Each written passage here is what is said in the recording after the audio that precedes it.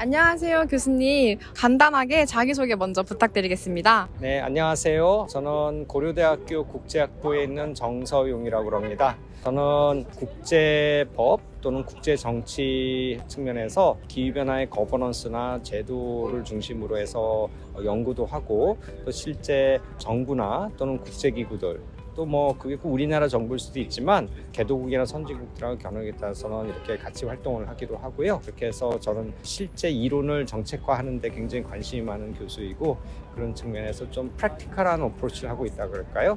그런 거에 관심이 있는 교수입니다. 교수님께서 법학과를 하기로 수여하셨다고 알고 있는데 현재는 네. 환경 분야에서 주로 활동하시다고 알고 있습니다. 계기가 있으셨는지 궁금합니다. 네, 그 법학하고 환경하고 떨어져 있는 게 아니라요. 저는 법 쪽에서도 굉장히 환경이나 기후변화 쪽에 포커스가 돼 있는 사람이고, 다만 통상적인 국제법을 하시는 교수님이랑 다르다면, 저는 방금 전에 소개해드렸지만은 정치학이나 다른 관련된 학문 분야를 좀 이렇게 어느 정도는 같이 이해하거나, 또 국제정치 같은 경우는 거의 넘나들면서 그렇게 이슈별로 굉장히 깊이 들어가 있는 그런 상황입니다. 환경 문제 처음에 관심을 갖게 된 거는 1996년도에 제가 미국에 유학을 가면서 원래는 동북아시아의 지역 통합에 굉장히 관심이 많았어요. 그래서 그 당시에 동북아에서 지역 통합과 관련된 이슈가 뭐일까 찾아보니까 유일하게 해양 환경과 관련해서 거의 유일하게 동북아에서 유엔의 협력체가 하나 있었습니다. 노펩이라고 북서태평양 보전 실천 계획이라고 그랬는데, 이런 게 있구나라는 생각을 해서 박사과정 프로포저를 썼고, 또 미국의 스탠포드 대학에서 유학을 했는데, 거기 가보니까 단순히 이런 환경을 넘어서서 기후변화 문제가 이미 굉장히 중요하게 다뤄지고 있어가지고 법제도와 거버넌스 측면에서 그때부터 관심을 가지고 지금까지 계속 하고 있습니다. 그래서 저는 법학자로서 기후변화 환경을 하는 사람이다, 이렇게 생각하시면 되겠습니다.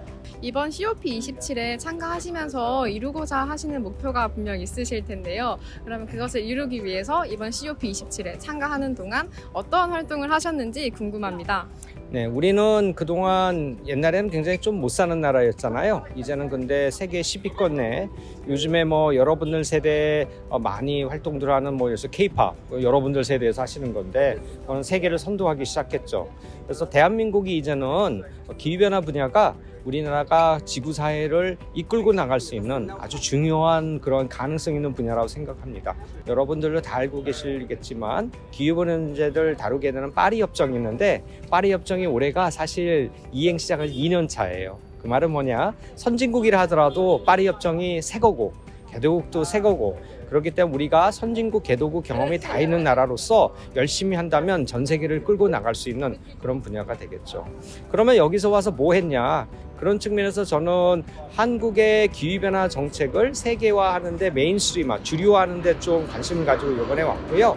그런 측면에서 특히 도와드리려 했던 거는 대통령 특사께서 오셨잖아요. 여러분들 다 아시지만 대통령 특사께서 활동하시는 거를 좀 뒤에서 도와드렸습니다.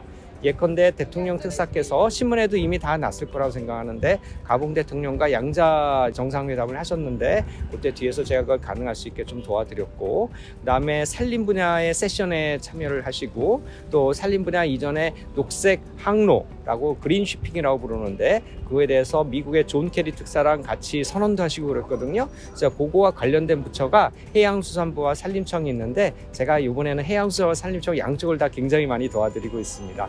그래서 어떤 부처에서 이미 계획하고 있는 좋은 활동들을 주류화하는데, 그걸 우리나라 정부 내에서뿐만 주류화가 아니라 국제사회에서 주류화하고, 또 여기 캅에서 주류화를 해서 일단은 선진국인 미국과도 협력이 잘 될 것이고, 개도국인 가본과도 협력이 잘 될 수 있는 그런 단초를 끼워드렸고요.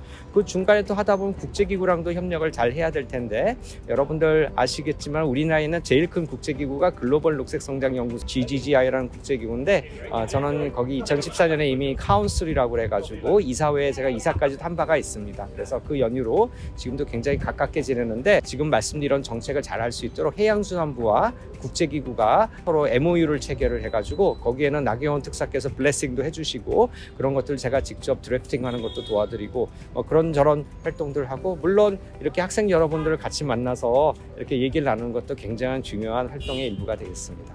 기후변화를 대응하는데 선진국과 개발도상국의 입장이 조금 많이 다를 수밖에 없을 것 같습니다. 이런 상황에서 한국은 어떤 역할을 할 수 있을까요?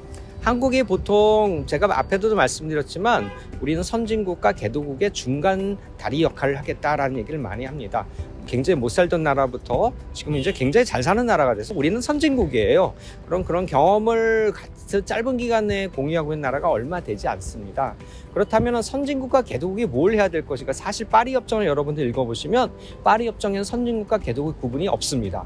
모든 것들이 다 똑같이 적용이 되는 거고, 다만 같이 하는데 좀 힘이 부족하거나 경험이 부족한 국가는 좀 도와주자, 이런 차원이지 선진국과 개도국을 이분적으로 나눠가지고 너는 뭐하고 너는 뭐해, 이런 거 사실 없어요. 좀 돈 많이 가진 사람이 세금을 좀 더 내듯이 선진국들이 예를 들어 리소스가 많으면 좀 더 내야 되겠죠. 근데 그런 거에서 구체적으로 얼만큼 낼 것이냐, 어떻게 할 것이냐 하면 서로가 입장이 다르겠죠. 그렇죠? 개도국은 선진국은 기왕 낼 거 좀 많이 내라. 선진국은 우리만 내냐, 너희도 뭔가 좀 해야 될 거 아니냐, 이러한 구체적인 거에 있어서 싸움이 있는 거죠. 특히 이번 컵은 아프리카 컵이라고 부르는데, 여기 여러분들 와 계시는 곳이 이집트이고, 이집트는 중동 국가이자 아프리카 국가입니다.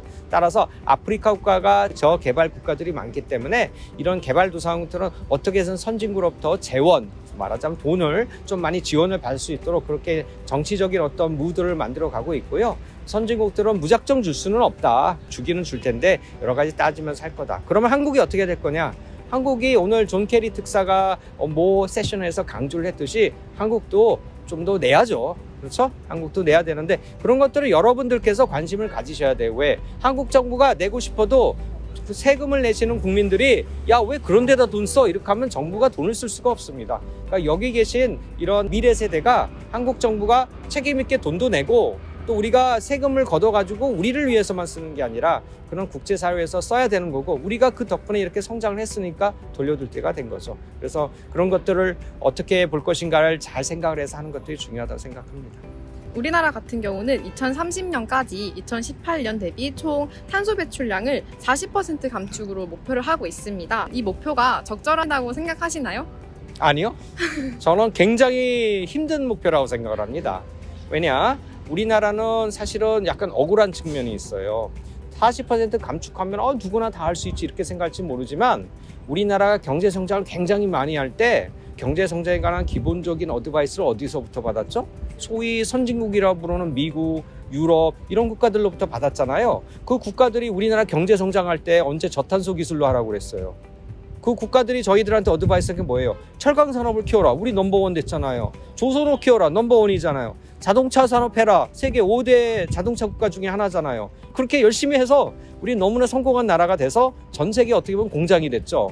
그런데 국제사회의 기후변화 대응은 국가 중심으로 하게 돼 있으니까 우리나라의 철강이 우리나라에서 쓰는 게 대부분이 해외에서 쓰는 건데 그걸 우리가 전부 책임을 그래도 우리가 너희들 다른 나라 책임져 이렇게 얘기하지 않아요. 우리 스스로가 열심히 줄이겠다. 그렇기 때문에 40% 감축 목표는 다른 보통의 나라보다 엄청나게 힘든 감축 목표입니다. 그렇다고 해서 우리가 그거를 감축하지 말자는 얘기가 아니라, 감축을 하려면 어떻게 하면 되겠어요? 기술을 더 혁신해서 어떻게 창의적인 그런 방법으로 할 수 있도록 해야 될 거고, 우리나라에서는 그런 측면에서 재생에너지냐 원자력, 저는 이게 이분법적으로 나눌 수 있는 게 아니라고 생각을 합니다. 근데 이집트가 지금 겨울이거든요, 여기가. 근데 날씨가 좋잖아. 여름에는 엄청 뜨거워요. 그럼 거기 태양광을 훨씬 발전하니까 좋겠죠. 바람도 여기는 모래바람 불면 장난 아닙니다. 근데 우리나라는 바람도 그렇게 세지 않거든요. 그런 자연 환경이 사실은 열악해요. 우리는 국토도 좁고 인구도 많은데 그런 게 없으니까 재생에너지를 굉장히 많이 하기는 힘든 거예요. 그래서 저는 어떻게 아이디어를 내냐? 재생에너지 100%도 가능하다고 얘기합니다. 어떻게 100%가 가능하냐? 그럼 우리나라에서만 재생에너지를 해야 되나요? 저기 있는 몽골의 고비 사막 가시면 거기에서 태양광 풍력 활용하시면은 한중일 합치는 전기 생산량보다 더 많은 생산을 할 수가 있어요. 그럼 그걸 우리나라 기술 있잖아요. 가서 거기서 태양광 깔아주고 풍력 깔아주고 거기에서 슈퍼그리드라는 걸 깔아가지고 우리나라로 전기를 가져와서 우리가 쓴다면 우리는 100% 재생에너지가 가능합니다. 단 그게 현실화되기 위해서는 지금 안보 상황이 엄중하기 때문에 굉장히 힘든 거고, 따라서 이런 것들은 동북아의 기후변화 이니셔티브를 정상급으로 동북아의 평화협력체제가 구축될 때 가능한 거겠죠. 그래서 그런 기술적인 가능성이 있는 거고, 우리나라 국외 온실가스 감축 목표 달성한 게 제가 관심을 많이 갖고 있었는데, 왜냐? 말씀드린 대로 국내에서는 힘들기 때문에 해외에 가서 개독을 도와주고 거기에서 추가적으로 감축된 부분 일부를 우리나라 가져와서 우리나라 국가 온실가스 감축 목표를 활용을 하고 하다못해 미국이랑도 그렇게 할 수도 있고 사우디랑도 할 수가 있습니다. 이런 혁신적인 방법을 통해서 우리가 반드시 이뤄내야 되겠죠. 전 그럴 수 있을 거라고 생각합니다. 마지막으로 국제개발협력과 환경에 관심을 갖고 있는 청년들에 대해서 한마디 해주실 수 있으실까요?